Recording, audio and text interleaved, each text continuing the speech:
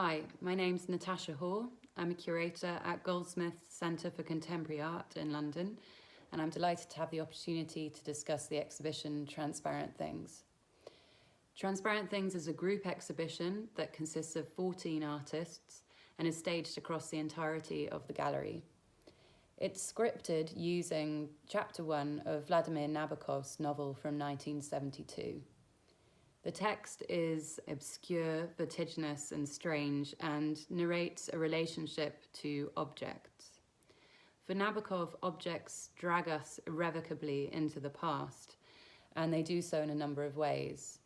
The first is anecdotally, the second is as an anchor for our memory, and the third is a kind of almost neurotic affect of pulling us back into a material history. The text provided an amazing basis for exploring contemporary sculpture, and it does so through those particular concerns and through the thematics of time, materiality, and anthropomorphism. And there's a particular part of the text that talks about holding attention and seduction. And my understanding of that was that an object could hold our attention through itself turning into a body. The idea of time in the exhibition is important in that Nabokov was very interested in a concept called serialism, which understood all times to be running concurrently, and that we just needed to reach a higher state of consciousness in order to apprehend them.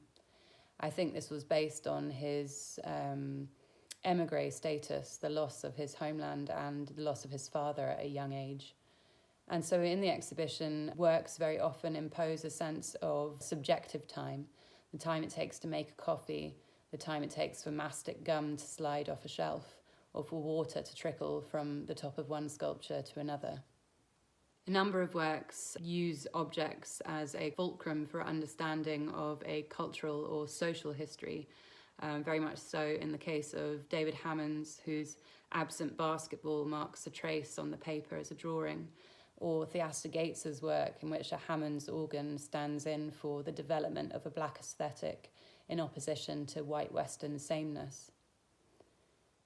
Included in the exhibition are also butterfly drawings made by Nabokov, who was an avid and obsessive collector and documenter of butterflies.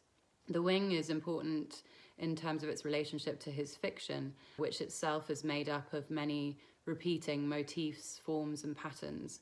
And in Transparent Things itself, the protagonist, Hugh Person, dreams of a burning doll's house and eventually dies in a hotel fire. So the butterfly wing as a model for his fiction then extends to become a model for the methodology of deploying works across the exhibition spaces, with many repeating forms, motifs and themes running throughout the building. So there is a sense of there being many instances of windows or translucency becoming opacity. There's also a question as to how far objects give themselves to us to be read and how far they withhold themselves from us. And there are many instances of images that are withholding their meaning or lingering on the surface or the skin of the sculpture and questioning as to how legible that surface is. There are 14 artists in the exhibition.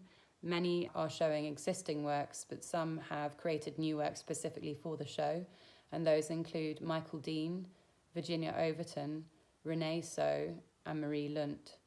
And Marie and Virginia have especially responded to the architecture of the building, which used to be a Victorian bathhouse. Virginia's sculpture, which uses water, directly refers to that history, whilst Marie's upscale door hinges connect interstitial spaces of the gallery, drawing attention to areas that visitors might not have otherwise taken notice of. We've also produced a small publication which features new commissions by writers responding to the provocations of the exhibition and an existing text by Jesper List Thompson that is incorporated itself into a sculpture by Marie Lunt.